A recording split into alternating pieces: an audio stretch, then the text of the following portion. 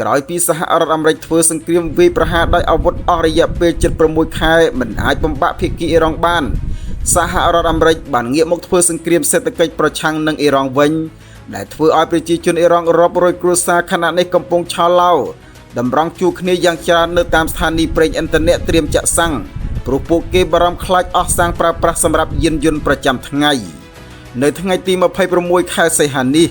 សារព័ត៌មានអ៊ីរ៉ង់បានរាយការណ៍ថាភាពតានតឹងកំពុងកើតឡើងនៅក្នុងទីក្រុងតេហេរ៉ានហើយខណៈនេះប្រជាជនអ៊ីរ៉ង់មួយចំនួនធំបានតម្រង់ជួរនៅតាមស្ថានីយ៍ប្រេងឥន្ធនៈបន្ទាប់ពីមានព័ត៌មានអំពីការដាក់ទណ្ឌកម្មសេដ្ឋកិច្ចជុំថ្មីរបស់សហរដ្ឋអាមេរិកដែលមានគោលបំណងបង្កើនសម្ពាធសេដ្ឋកិច្ចលើប្រទេសអ៊ីរ៉ង់ប្រភពបន្តថាពលរដ្ឋអ៊ីរ៉ង់កំពុងឆោឡោសម្រុកទៅទិញប្រេងទុកនៅតាមស្ថានីយ៍ប្រេងឥន្ធនៈព្រោះពួកគេខ្លាចអស់ប្រេងប្រើប្រាស់ប្រចាំថ្ងៃសម្រាប់យានយន្តរបស់ពួកគេក្រោយពួកគេទទួលដំណឹងថាសង្គ្រាមសេដ្ឋកិច្ចរវាងសហរដ្ឋអាមេរិកនិងអ៊ីរ៉ង់កំពុងផ្ទុះឡើងការព្រួយបារម្ភនេះកើតចេញពីការបង្ហាញផែនការយុទ្ធសាស្ត្ររបស់រដ្ឋមន្ត្រីក្រសួងរដ្ឋាភិបាលសហរដ្ឋអាមេរិកលោក Scott Bessent ដើម្បីដាក់សម្ពាធសេដ្ឋកិច្ចប្រឆាំងទៅនឹងប្រទេសអ៊ីរ៉ង់ដោយមានបំណងកាត់ផ្តាច់ផ្លូវផ្គត់ផ្គង់ហិរញ្ញវត្ថុនិងសេដ្ឋកិច្ចទាំងអស់និងពង្រីកទណ្ឌកម្មបន្ថែម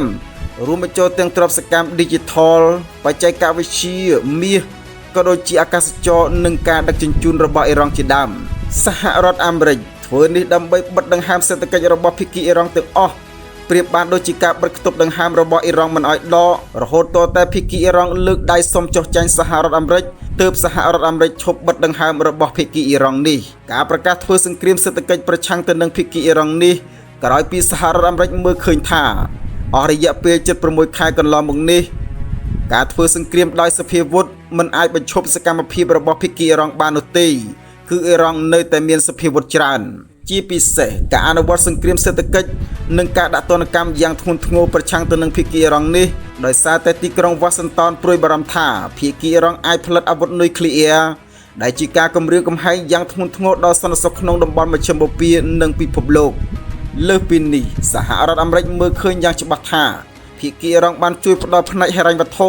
និងអាវុធដល់ក្រុមប្រដាប់អាវុធផ្សេងៗក្នុងតំបន់ដូចជា Hezbollah, Hamas និង Houthi ដែលសហរដ្ឋអាមេរិកចាត់ទុកថាកំពុងបង្កអស្ថិរភាពរបស់ពិភពលោកម្យ៉ាងវិញទៀតយុទ្ធសាស្ត្រគំនាបអតិបរមានេះមានគោលបំណងបង្កប្រភពចំណូលពីការនាំចេញប្រេងរបស់អ៊ីរ៉ង់និងកាត់ផ្តាច់ប្រទេសនេះពីប្រព័ន្ធហិរញ្ញវត្ថុរបស់អន្តរជាតិដើម្បីបង្ខំឲ្យមានការចរចាកិច្ចព្រមព្រៀងថ្មីដែលមានលក្ខខណ្ឌតឹងរ៉ឹងជាងមុនតាមសំណើរបស់សហរដ្ឋអាមេរិកយ៉ាងនេះក្តីរដ្ឋមន្ត្រីសេដ្ឋកិច្ចនិងហិរញ្ញវត្ថុរបស់ភាគីអ៊ីរ៉ង់លោក Ali Medinezadi បាននិយាយថាអ៊ីរ៉ង់បានរៀបចំផែនការគ្រប់គ្រងសេដ្ឋកិច្ចរយៈពេល2ឆ្នាំដើម្បីដោះស្រាយបញ្ហាប្រឈមទាំងអស់នេះដោយបង្ហាញពីទំនុកចិត្តថាយុទ្ធសាស្ត្រដាក់សម្ពាធរបស់សហរដ្ឋអាមេរិកនឹងបរាជ័យម្ដងទៀតមិនអាចបំបាក់ភាគីអ៊ីរ៉ង់បាននោះទេលោក Ali Medinezadi បាននិយាយបែបសើចំអកសហរដ្ឋអាមេរិកទៀតថាយកឈ្នះអ៊ីរ៉ង់ខាងផ្នែកសភាវុធមិនបាន